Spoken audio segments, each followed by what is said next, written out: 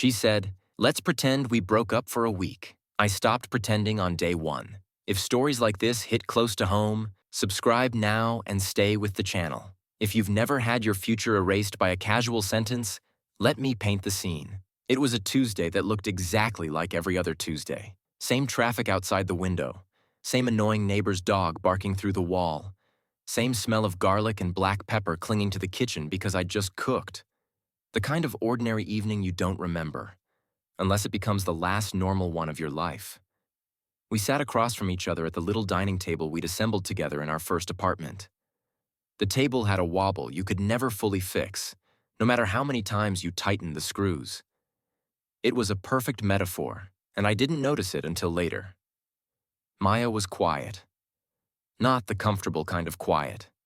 The kind that comes with a rehearsed speech. She nudged a piece of roasted broccoli around her plate, eyes locked on the wood grain like the table might answer for her. "Ryan's coming to town," she said. "No build-up, no warm-up. Just drop it and watch it bleed." I paused mid-bite, fork suspended. My brain took a second to catch up. Ryan, the ex-boyfriend, the before, the guy whose name I'd heard in old stories that ended with her crying, her friend's couch, and I should have known better. The musician who never really had a job, just a rotating series of projects. The one who used to post moody black and white selfies and talk about energy like it was a career. I knew the name because I spent the first months of our relationship helping her climb out of the crater he left. "Okay," I said, keeping my voice flat. "Why?" Maya finally looked up. Her eyes weren't guilty. They were alive, bright, nervous, excited in a way I hadn't seen in a while. That's how I knew this wasn't about closure. This was about anticipation. "He messaged me," she said. "He's going to be here for a week. He wants to see me." "And you want to see him," I said. She hesitated, then nodded once. Like the nod meant honesty was bravery. "I do," she admitted. "I need to." My stomach tightened in that slow, heavy way your body reacts when your mind refuses to accept the truth. "What does need to mean?" I asked. "Coffee," she said quickly. "A drink, I don't know. Talking." The speed of her answer told me she knew exactly what it meant. She leaned forward, palms open on the table like she was trying to look reasonable. "We never got closure," she said. "It just ended. And I've always wondered, what if? I love you, I do. But I don't want this ghost hanging over us forever." Ghost. She spoke like she was the victim of unfinished business, not the author of a new mess. "I need to know if there's still something there," she said. "If there is, that's not fair to you. And if there isn't, I can finally commit to you fully. I need to be sure. Sure." We'd been together for 5 years, lived together for 3, shared a lease, bills, friends, routines, holidays, and the kind of intimacy you only build with time. I had a savings account titled Engagement. I had a ring style saved in my notes because she'd pointed it out once in a jewelry store window. I had been planning a proposal in the spring, and here she was, telling me she wasn't sure. I stared at her for a long second, not because I didn't understand, but because I couldn't believe someone could say something so disrespectful with such a calm face. "Let me get this straight," I said, voice low. "You want to pause our relationship so you can go find out if your ex still makes you feel something?" "Don't say it like that," she snapped, cheeks flushing. "It's not a test drive." "What is it then?" "It's closure," she insisted. "It's honesty. I'm doing this so we can be stronger." Stronger. People say that word when they're about to do something weak. Then came the line that changed everything. "I can't do it if you're here," she said, softer now. "It would be weird. So, can you stay somewhere else? Just for the week. Your brother's, a hotel, whatever. Give me the apartment until Sunday." She said it like she was asking me to water her plants. I blinked once. Slow. "Our apartment," I corrected. "Our apartment," she agreed, like it was still ours while she borrowed it for betrayal. She reached across the table for my hand. I pulled back. "I'm like 99% sure I'll choose you," she said quickly, like she was trying to offer me a bargain. "I just need to get it out of my system." 99%. I felt the love inside me do something strange. It didn't break. It didn't crack. It burned. Like someone poured gasoline on it and lit a match. Because suddenly, I saw her clearly. Not as the woman I'd been building a life with, but as someone comfortable treating me like a safety net. If I argued, I was insecure. If I begged, I was pathetic. If I got angry, I was controlling. And I realized she wanted a reaction. She wanted me to compete. She wanted to feel like a prize. I decided I wasn't going to compete. I was going to remove myself from the game. I stood up, picked up my plate, and walked to the trash. I scraped the food into the bin. Then I turned back. "Okay," I said. Maya blinked. "Okay?" "Okay," I repeated. Calm, empty, professional. Her face changed instantly. Relief first, then a smile that looked almost triumphant. "Oh my God," she exhaled. "Thank you, I knew you'd understand. You're so mature." I nodded once, like I'd just approved a request at work. "I'm going to pack a bag," I said. "Just a week's worth," she called after me. "You don't need to take everything." "I know," I muttered. In the bedroom, I pulled my suitcase from the closet. But I didn't start with clothes. I started with documents: passport, birth certificate, social security card. Then I grabbed my external hard drive, work backups, photos, everything. Then my watch, headphones, the small envelope of cash I kept hidden in a drawer. Then I pulled out the folder with the account numbers and lease documents. I packed like someone evacuating a building before it collapsed. Maya leaned against the doorway watching me, smiling like this was all working out for her. "Ryan lands in 2 hours," she said brightly. "I'm thinking of picking him up." "You should," I said, zipping the suitcase. "Don't keep him waiting." She laughed, assuming I was being supportive. She had no idea I was saying goodbye. I rolled the suitcase into the hallway. "Where will you stay?" she asked. "I'll figure it out," I said. At the front door, she reached for my arm. "Thank you," she whispered. "When you come back Sunday, we're going to be so much stronger. I just know it." She leaned in to kiss me. I turned my face so her lips landed on my cheek instead. It felt like a stranger's touch. I pulled my key from my pocket and dropped it into her hand. She frowned. "Why are you giving me your key? You're coming back. You might need the spare," I said, and opened the door, in case Ryan loses his. The door clicked shut behind me, soft and final. Outside, the air was cool and clean. The streetlights buzzed. My suitcase wheels thumped down the stairs. Thump, thump, thump.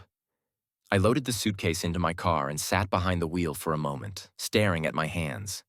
No shaking, no panic. Just a clear, cold plan forming in my mind. I opened my banking app. Transferred exactly my contribution from our joint savings into my personal account. Not revenge. Math. Then I blocked her number. Blocked her on every social app she had. And I drove away. I didn't go to my brother's. I didn't go to a friend's couch. I checked into a quiet hotel 20 minutes away. Ordered a steak. Watched a mindless documentary. Slept 9 hours straight. It turns out anxiety needs hope to survive. You only suffer when you think there's something to save. On Wednesday morning, I went to work like normal. I'm a project manager in a transportation company. My job is moving things from point A to point B while preventing disasters. So I treated my breakup like a project. Step 1. Remove liability. I called our landlord on my lunch break. "Hi, Mr. Keaton," I said. "I need to discuss the lease for Unit 3C. There was a pause. "Everything okay?" "The rent will be paid," I said. "But I'm moving out effective immediately. I want to remove my name. I'm willing to pay the break fee." He exhaled slowly. "Is Maya leaving too?" "No," I said. "Maya wants the apartment to herself." Another pause. Longer. Well, he said carefully, if you pay the penalty, we can draft an addendum, but she'll have to qualify a loan. That's between you and her, I said. Send me the paperwork. That afternoon, I wired the fee. It hurt to see the number drop, but freedom isn't free. It's just worth it. Step 2. Secure housing. Thursday, I toured apartments. I didn't pick the cheapest. I picked the one with zero emotional residue. A one-bedroom on the 10th floor downtown. Concrete floors, big windows, no room for old ghosts.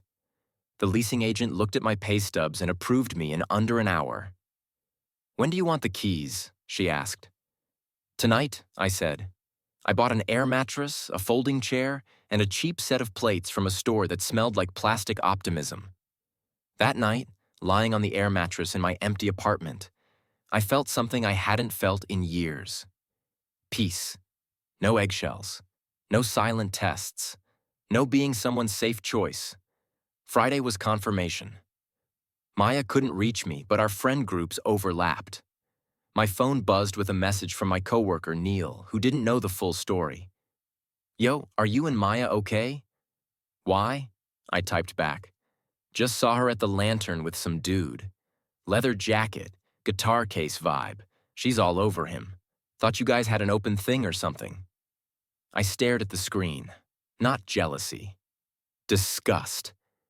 The Lantern was where Maya and I celebrated my promotion last year. She took him there.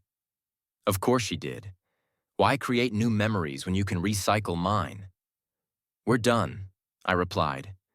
Neil sent a quick, damn, sorry man, looks messy. I didn't answer. I didn't need to. The image was clear. She was living her fantasy while I was building my exit. Saturday, I furnished my new place like a man installing a new operating system. A couch, a bed, a desk, sheets that didn't smell like her hair products. By Saturday night, my apartment looked like a home. A minimalist bachelor home, sure, but a home. I hadn't heard from her in days. To her, my silence probably looked like compliance. Like I was waiting. Like she still held the power. She didn't know the power shifted the moment I closed that door on Tuesday. Sunday came like a deadline. I woke up, ran 3 miles, showered, made coffee. Then I sat on my new couch in the sunlight and waited. If her ex was anything like she remembered, he was leaving today. And when he left, she'd come back to her real life like a child returning to a toy they tossed aside. At 1:37 p.m., my phone lit up with an unknown number. I knew it was her. I answered without speaking. Hello? Her voice was shaky but trying to sound light. Hey, it's me. I had to call from a different number because you blocked me. I stayed silent. Okay, she said nervously. You're mad. I get it. But I'm ready. This week was a disaster, and you were right. I finally spoke. Was I? Yes, she rushed. Ryan isn't who I thought he was. He's immature. He's selfish. He hasn't changed. I spent the whole week wishing it was you. She paused, waiting for comfort, waiting for me to be her landing pad. I choose you, she said softly, switching to the voice she used when she wanted something. I choose us. Can you come home? I'll make your favorite dinner. We'll put this behind us. I looked around my apartment, at the clean surfaces, the quiet, the dignity. I'm not coming home, I said. What? I'm not coming back, I repeated. I have my own place. Her breath hitched. What do you mean you have your own place? I mean I moved out, I said. I removed my name from the lease. I paid the penalty. That apartment is yours now. No, she said, voice rising. No, you can't do that. We agreed it was just for a week. You said okay. I said okay, I replied evenly. I didn't say I'd be waiting. She started crying. Not delicate crying, panicked crying. The sound of someone watching their safety net snap. You can't leave me, she said. The rent, my life, everything. The rent is paid through the end of the month, I said. After that, it's your lease. You're punishing me, she sobbed. I'm not punishing you, I said. I'm responding to you. She tried one last time, voice turning sweet again. Please, she whispered. I love you. I made a mistake. I don't doubt you feel something, I said. But love doesn't ask someone to step aside so you can try someone else. Silence. Goodbye, Maya, I said, and hung up. Then I blocked the new number too. For a moment, the apartment was completely quiet again. The kind of quiet that costs money, and peace, and pride. I cracked a beer and took a long sip. The funny part is, I thought that was the end. It wasn't. Because in the age of mutual friends and social media, people can't disappear. They just change angles. 2 days later, a friend sent me a screenshot of Maya's post. Some men are cowards. They run the second things get hard. A real man fights. A real man doesn't abandon a woman when she's confused. Hashtag heartbroken, hashtag betrayed. I laughed out loud at my desk. My coworker looked over like I'd lost it. She was rewriting the story. In her version, she was the victim. I was the villain. Ryan was probably a misunderstanding. I didn't comment. I didn't defend myself. I didn't need to. People who know you can smell a lie through a screen. Then came the practical consequences. Utility bills failed. Auto pay declined. Because my card had been removed and hers couldn't cover it. Then came messages from strangers, friends of hers, or her using their phones. How could you do this to her? At least talk to her. Be a man. I answered exactly one message. From her closest friend, Zoe. Maya asked me to leave so she could spend the week with her ex. She called it closure. I called it a breakup. If you think she's being mistreated, you're welcome to help with her rent. No reply. That's how quickly the poor Maya narrative died when the truth hit the group chat. A week later, I ran into Ryan by accident. It was Friday night, and I was out with coworkers at a bar I didn't usually go to. We'd just finished a big contract. Everyone was loud and happy. I went to the bar to order a drink, and there he was. Ryan, older than his Instagram photos, hair greasy, leather jacket scuffed, eyes darting around like he owed someone money. He didn't know who I was. Why would he? I was just the placeholder in her story. I stood beside him at the bar, ordered my drink, and waited. He was the kind of guy who talked to anyone when he was half buzzed. Tough week, I said casually. He laughed bitterly. Man, you have no idea. Oh yeah? He knocked back a shot. Came to visit an old flame. Thought we'd have a fun few days. She went full psycho. I raised an eyebrow. Day 2, she's talking about how she might leave her boyfriend, he said, shaking his head. Day 3, she's crying because I didn't want to do couple stuff. It was intense. He looked at me like he expected sympathy. I gave him a small nod. Sounds rough. Rough? He scoffed. She kicked the dude out for me, like literally told him to leave the apartment. And I'm thinking, if she can do that to him, she'd do it to me too. No loyalty. I can't respect that. The irony almost made me choke on my drink. Even the guy she blew up her life for had a line. Even the ex she romanticized could see what she was doing. Smart, I said, keeping my face neutral. He shrugged. I dipped early. Crash on a buddy's couch. Flying out tomorrow. Good riddance. I clinked my glass against his and smiled. Safe flight, I said. He laughed and turned away. I walked back to my table feeling lighter than I had in months. Because I didn't just leave. I left at the right time. The email started soon after. She tried my work address. Apologies, justifications, requests. I didn't read them. Some things don't need a response. Then came the moment I didn't expect.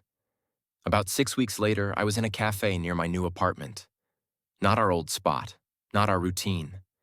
A new place with tall windows and plants that actually looked alive. I was sitting across from a woman named Claire. We'd met on a dating app. First date. She was smart, quick, confident. The kind of person who made you sit up straighter without trying. We were laughing about something dumb, some childhood story, when the door chimed. I glanced up, and my stomach went cold. Maya walked in. She looked small, not physically, but emotionally. Hair in a messy bun that wasn't cute, no makeup, a hoodie that had seen better days. She was holding a stack of printed flyers. Roommate wanted. She went to the community board by the counter, pinned one, then turned and saw me. Time slowed. Her eyes widened like she'd been punched. She took a step toward the table. "Eli?" she croaked. Claire looked at me. "Do you know her?" I stared at Maya for a second. I saw the dinner table, her bright eyes when she said Ryan's name, the way she called me safe, the way she offered me 99% like it was generous, the way she expected me to wait. Then I looked back at Claire. "No," I said calmly. "I don't." I turned away from Maya and took a sip of my coffee. Behind me, I heard a sharp inhale, the sound of paper crumpling. Then the cafe door chimed again. When I finally looked, she was gone. The flyer she'd been holding lay on the floor, stepped on by strangers waiting in line. Claire leaned forward slightly. "That was intense. Are you sure?" "I'm sure," I said, and smiled at her. A real smile. Sorry, old chaos, not my problem anymore. And it wasn't. A few months later, I heard through mutual friends that Maya moved back with her parents. She couldn't qualify for the lease alone. Her credit took a hit. Ryan blocked her. She tried to spin the story until the spinning made her dizzy. And me? I bought a better couch. I got promoted. I started taking weekend trips just because I could. I stopped measuring my worth by someone else's uncertainty. Here's the lesson. If you want one, when someone asks you to pretend you're broken up so they can explore a what if, they're not asking for closure. They're asking you to be their backup plan. And if you agree to that, you teach them you'll always wait in the parking lot while they shop for better options. So don't fight, don't beg, don't compete. Just say, okay, and mean goodbye. Because the strongest move isn't making them choose you. It's choosing yourself and leaving while they're still undecided. That week wasn't a pause. It was an exit. Clean, final, and worth every penny. After that cafe incident, I did something I should have done years earlier. I audited my own life. Not the motivational poster kind of audit. A real one. I listed everything I'd been carrying that wasn't mine. The way I softened my opinions to avoid her mood swings. The way I apologized first just to restore peace. The way I paid more because she was stressed and needed time to find her footing. The way I accepted being called stable like it was a compliment, even when it sounded like interchangeable. In my new place, the silence didn't judge me. It didn't demand reassurance. It didn't ask me to perform love like a job interview. I started noticing how my shoulders sat lower, how I stopped checking my phone out of habit, how I could make plans without calculating whether they'd start a fight. One night, about 2 months after everything, my building's fire alarm went off at 2 a.m. Everybody stumbled into the hallway in pajamas. People looked annoyed, half asleep, irritated at the inconvenience. I stood there barefoot on cold concrete and realized something ridiculous. For years, I'd lived in a constant emotional fire drill, and I didn't even notice until an actual alarm reminded me what emergency felt like. When we returned upstairs, I went back to bed and slept like a rock. That's what peace does. It makes you boring. And boring is underrated. Maya tried one last angle near the end of the season. After apologies, after blame, after the "we can fix this" speeches didn't work. She wrote to my mother. My mom called me hesitant. "Sweetheart," she said. Maya reached out. "She said you left without talking. She sounds desperate." I didn't get angry at my mom. Maya was counting on that. Desperate people throw grenades into any room with an open door. I just told my mother the truth, clean and unembellished. She asked me to leave so she could spend the week with her ex, I said. That's the whole story. There was a long pause. My mom exhaled slowly. Oh, yeah, I said. Another pause. Well, she said finally, voice colder. Then she has some nerve. And that was that. The last thread she could have used to pull me back snapped and fell to the floor. The most surprising part was how quickly the world adjusted. Friends stopped inviting us as a pair and started inviting me as myself. People I hadn't talked to in years resurfaced with casual texts. Not gossip, just proximity. Like they'd been waiting for the version of me that wasn't constantly managing someone else's feelings. I didn't become a different person. I just stopped shrinking. And here's something nobody tells you. Walking away doesn't always hurt right away. Sometimes the pain arrives later, quieter, disguised as memory. A song you used to play while cooking. A store aisle you recognize. A random Tuesday smell of garlic and black pepper. But by then, you're already on the other side. So the memories don't drag you back. They just wave from a distance. People ask if I ever missed her.